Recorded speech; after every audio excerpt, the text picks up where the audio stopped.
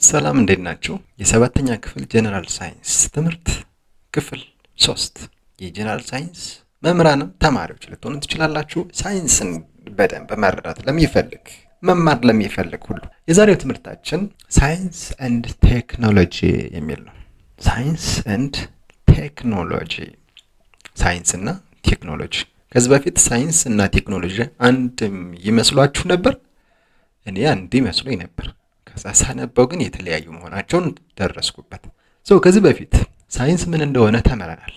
አሁን ላይ ቴክኖሎጂ ምን እንደሆነ እናያለን። ቴክኖሎጂ ማለት it is the use of scientific knowledge፣ ሳይንሳዊ እውቀትን መጠቀም ቴክኖሎጂ ነው።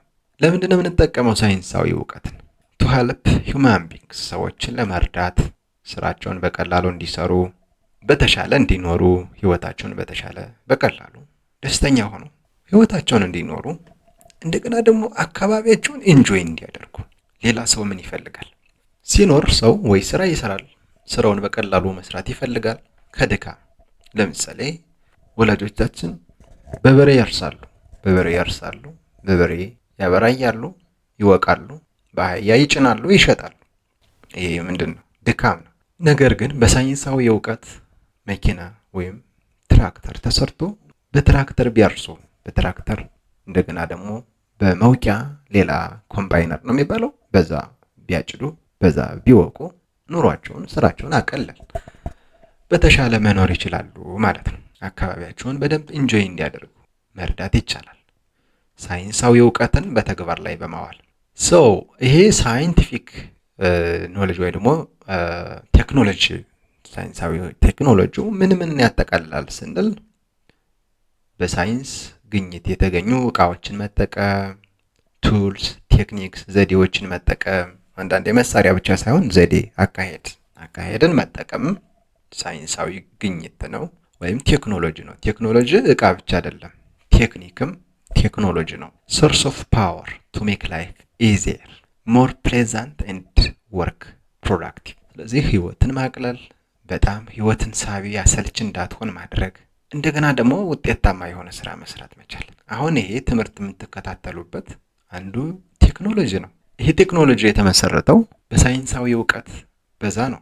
ይሄ ዩቲዩብ የሚባለው አፕሊኬሽን so if you want to be a software developer you can develop an application like YouTube, TikTok, Facebook የሚባሉ ነገሮችን መፍጠር ትችላላችሁ። ስለዚህ ሳይንሳዊ እውቀት፣ ሳይንስ ምን እንደሆነ አይተናል ከዚህ በፊት። ኦርደርድ ዌይ፣ ሲስተማቲክ የሆነ የእውቀት ማግኛ ነው ብለናል። ያ እንግዲህ አይዘር ኢንዲጂነስ ኦር ኮንቬንሽናል በሆነ ሳይንስ የተገኘን እውቀት ተግባር ላይ ማዋል ምን ይባላል? ቴክኖሎጂ። ቴክኖሎጂ ማለት ደግሞ እቃዎች ሊሆኑ ይችላሉ። ለምሳሌ ትራክተር ብያችኋለሁ፣ ስልክ ሊሆን ይችላል፣ ቴሌቪዥን ቱልስ ናቸው። ቴክኒክ ሊሆን ይችላል፣ አካሄድ፣ አሰራር፣ ቅደም ተከተል፣ እንደዚህ ብናደርግ፣ እንደዚህ ቢሆን። ለምሳሌ አርሶ አደሮች የሆነ ጊዜ ያርሱና እንደገና የሆነ ጊዜ ደግሞ ሌላ ጊዜ ያርሳሉ። አስተራረሱን ብትቀይረው የአፈር ለምነትን ማሻሻል ይቻላል። ቤት የሚሰሩ ሰዎች በአንድ ቀን ቆፍረው በአንድ ቀን ቤቱን ላይ ያቆሙት ይችላሉ። ግን በዚህ መንገድ ብታደርግ ጠንካራ ቤት መስራት ትችላለህ የሚል ሂደት፣ አካሄድ ሊሆን ይችላል። ስለዚህ እቃውን እንኳን ሳንጠቀም አሰራር ራሱ በመጨመር ቴክኖሎጂ ተጠቀምን ማለት እንችላለን። ለምሳሌ መኪና፣ ቴሌቪዥን፣ ሬዲዮ፣ አምፖል ለመብራት የምንጠቀምበት፣ ወይ ደግሞ በየስልኮቻችን ወይም በየኮምፒውተሩ ያለ ማይክሮቺፕ የምትባል ትንሽዬ የኮምፒውተር ጭንቅላት ልትባል የምትችል ማይክሮቺፕ የምትባላለች። ኮምፒውተር ባይ ኢትሰልፍ፣ ኤርፕሌን፣ አውሮፕላን፣ እንደገና ቤት ውስጥ ያሉ የተለያዩ እቃዎች፣ ብረት ድስት፣ ማንኪያ፣ ስቶቭ፣ ይሄ ሁሉ ቴክኖሎጂ ነው። ስለዚህ ሳይንስ ምንድነው? ሲስተማቲክ ሜተድ ኦፍ ጌኒንግ ኖሌጅ፣ እውቀት ማግኛ የሆነ ዘዴ ነው። ወይ ደግሞ ስለ ተፈጥሮም ሆነ አካላዊ ስለሆነው ዓለም እውቀት የምናገኝበት ዘዴ ነው ሳይንስ። ቴክኖሎጂ ማለት ደግሞ ያንን የተገኘውን እውቀት ተግባር ላይ ማዋል፣ መጠቀም። ስለዚህ አንድ ሰው ቴክኖሎጂን የሚጠቀምና የሚያጠና ወይ ደግሞ ስለ ቴክኖሎጂ ብዙ ጊዜውን የሚሰጥና ስለዛ የሚመራመር ሰው ቴክኖሎጂስት ይባላል። የቴክኖሎጂ ባለሙያ። ቴክኖሎጂስት ሳይንስን ይጠቀማሉ፣ ማቴማቲክስ ሂሳብን ይጠቀማሉ፣ ቁጥር ማለት ነው አይደል? የነዛን እውቀታቸውና ክህሎታቸውን ይጠቀሙና በጣም የሚጠቅም የሆነ ዘዴ ወይም መሳሪያ ይፈጥራሉ። ስለዚህ ሳይንስ እና ቴክኖሎጂ አንድ ላይ ተመጋጋቢ የሆኑ ነገሮች ናቸው። ቴክኖሎጂ ያለ ሳይንስ አይመጣም። ሳይንስም ያለ ቴክኖሎጂ አይዳብርም። ሳይንስን በተሻለ ለመጠቀም የተሻለ ሳይንቲስት ለመሆን የተሻለ ለመመራመር የተሻለ አዲስ ነገር አዲስ እውቀት ለማምጣት ቴክኖሎጂን መጠቀም ያስፈልጋል። ለምሳሌ ኢንተርኔት አንዱ ቴክኖሎጂ ነው። ይህንን ቴክኖሎጂ ደግሞ እንደገና በመጠቀም ሌላ ሀገር ያሉ ሰዎች እዚህ ሀገር በማስተማር ወይም ሌላ ቦታ የተጻፉ የተዘጋጁ ነገሮችን እናንተ ገብታችሁ በማየት ሞር በጣም ብዙ የሆነ እውቀት መጨመርና ብዙ የሆነ ሳይንሳዊ ምርምር ማድረግ በጣም ጎበዝ ሳይንቲስት መሆን ይቻላል። ስለዚህ ሳይንስ የሚፈጥረው ቴክኖሎጂ አለ ወይም ደግሞ የሳይንስ ውጤቱ ቴክኖሎጂ ነው። ሳይንሳዊ እውቀትን መጠቀም ቴክኖሎጂ ነው ብለናል።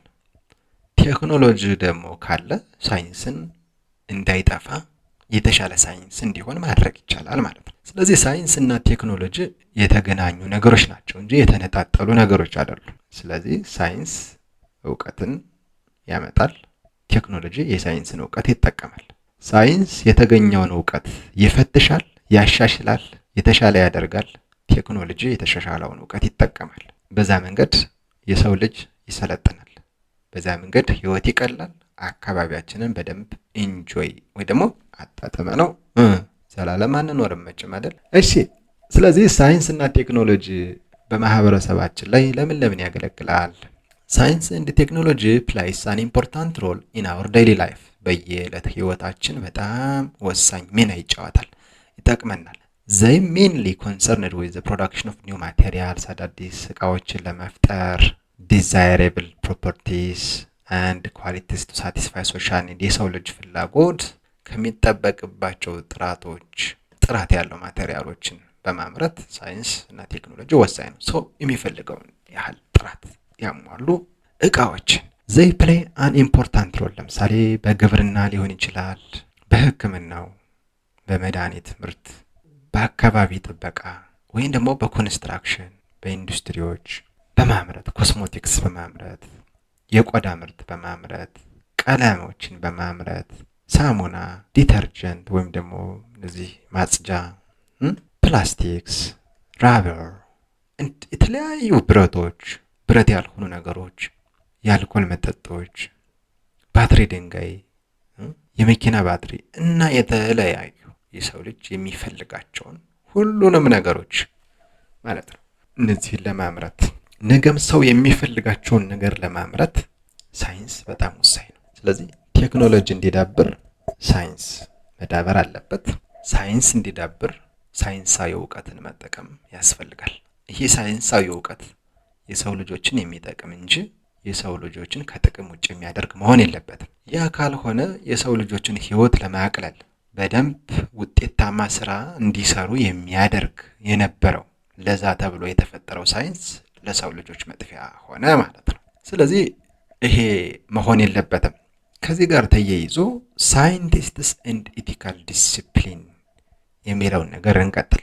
ስለዚህ በኢትዮጵያ እና በዓለም የተለያዩ ሳይንቲስቶች አሉ። ከዚህ በፊት ስለ ሳይንስ ያጠኑ ናቸው። ሳይንስን የተጠቀሙ ወይም አዳዲስ እውቀትን ያመረቱ ማለት ነው።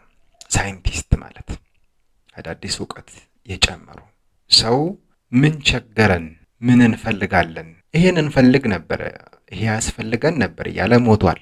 እነዚህ ሰዎች ግን የሚያስፈልጋቸውን ሰርተዋል።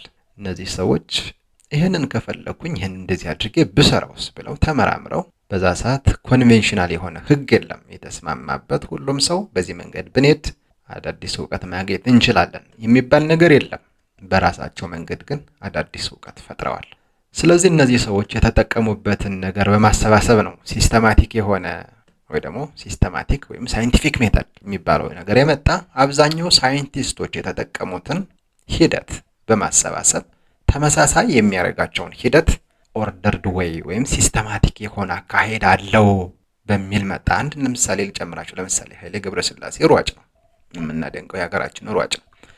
ኃይሌ ከምኝታው ተነስቶ ቀጥታ አይሮጥም አይደለ? ውድድር አይሄድም። ምን ያደርጋል? የሆነ ጊዜ ልምምድ ያደርጋል።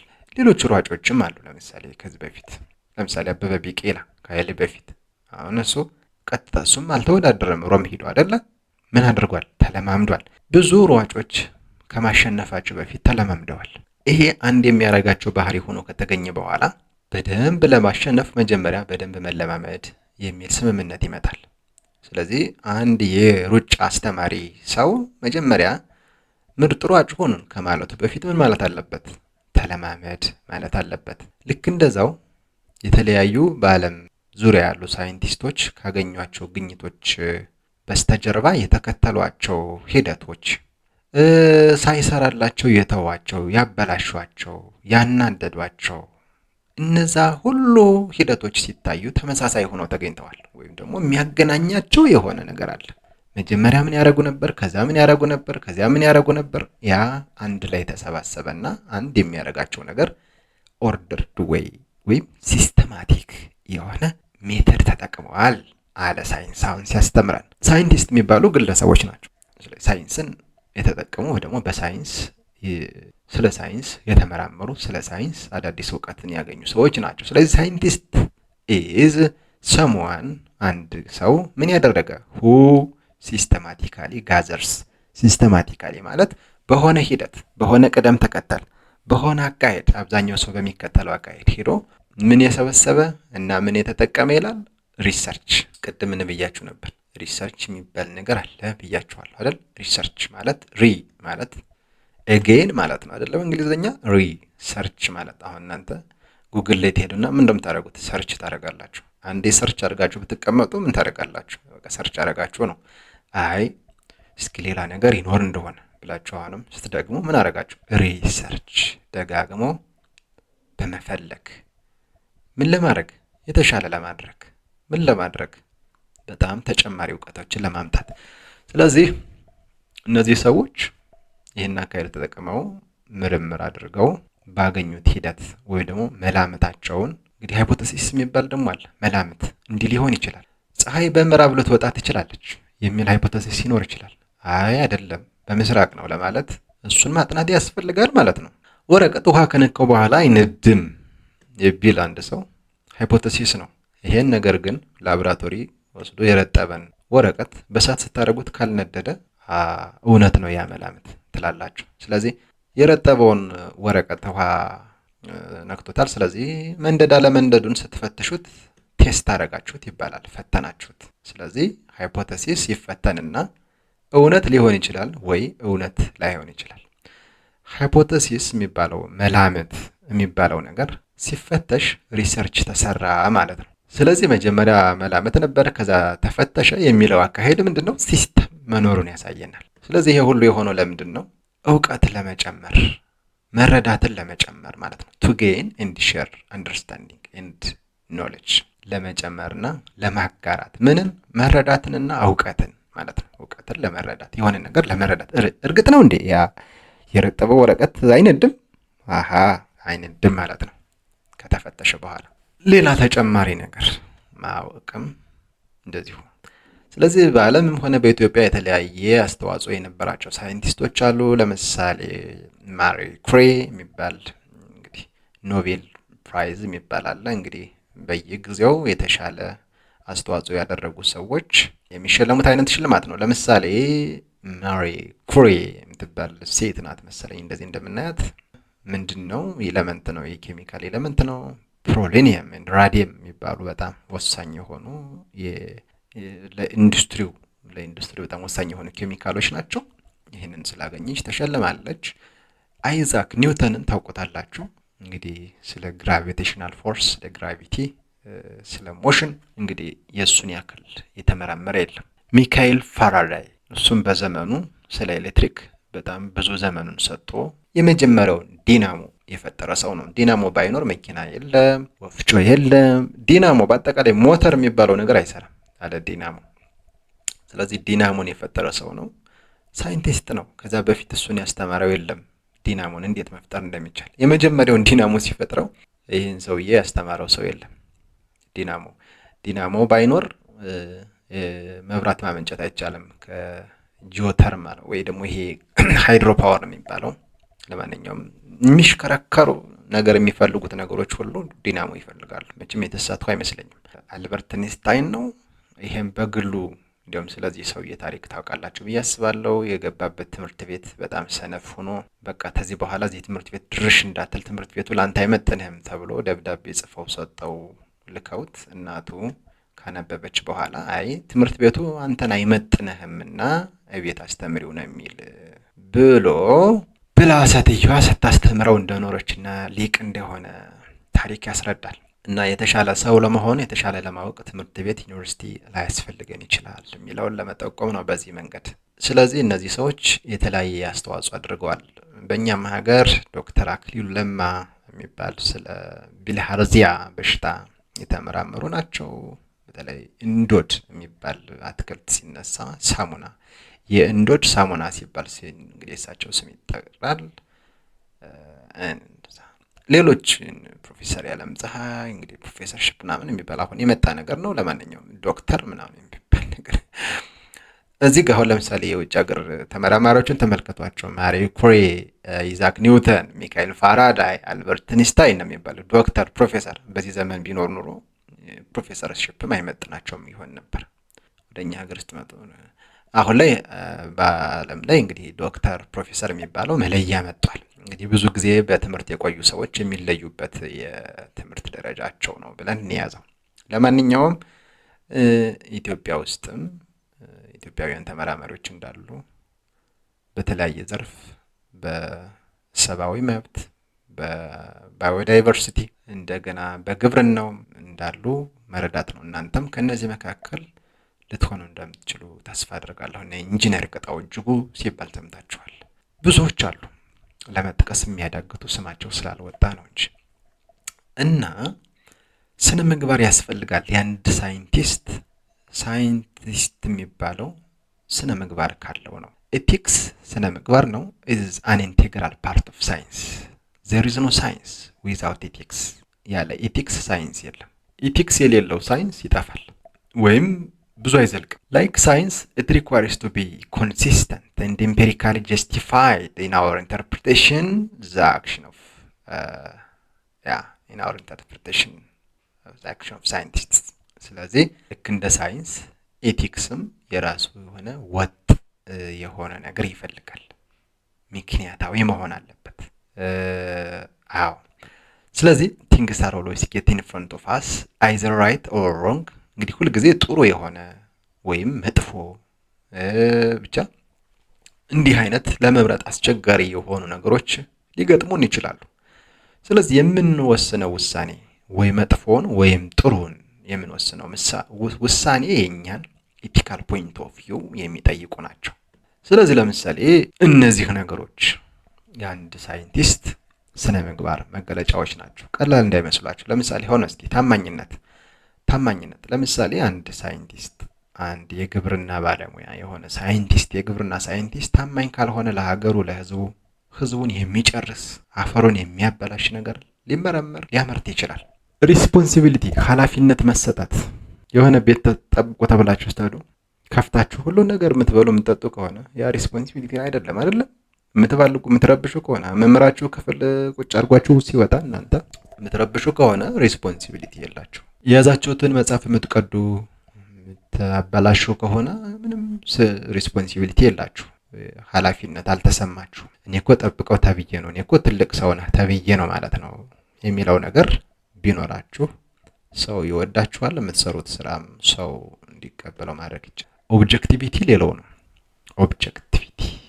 ኦብጀክቲቪቲ ተልእኮ ማለት ነው አይደል? የሆነ ግብ ያለው ነገር ግብ ያለው። ስለዚህ አንድ ሳይንቲስት ግብ ሊኖረው ይገባል አይደል? ኦብጀክቲቭ ግብ ሊኖረው ይገባል። ምን ለማድረግ ነው ያ አዲስ እውቀት የሚመጣው? ኦፕንነስ፣ ግልጽ መሆን፣ ለመማርም ዝግጁ መሆን፣ ሌሎችንም ለማስተማር ዝግጁ መሆን። አሁን እኔ ኦፕን ስለሆነ ወይ ነው ለማስተማር የመጣሁት አይደል? ኮምፒተንስ ሌላው ነው፣ ተወዳዳሪ መሆን። ስለዚህ ኢትዮጵያውያን ሳይንቲስቶች ሌላ ሀገር ካሉ ሳይንቲስቶች ጋር ኮምፒተንት መሆን ከቻሉ፣ ተወዳዳሪ ከሆኑ የተሻለ ለምሳሌ የሳምሰንግ ስልክ አለ፣ የቴክኖ ስልክ አለ። which one is competent?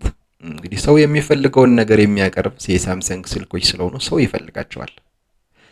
ሌጋሊቲ ሌላው ነው፣ ህጋዊነት። ህግ የሚባል እንግዲህ አለ በአንድ ሀገር ላይ ሰዎች በሰላም ወጥተው እንዲገቡ ያላቸውን ኑሮ ሰላማዊ በሆነ መንገድ እንዲያከናውኑ ተስማምተው ያወጡት የሚከበር የሆነ ነገር አለ።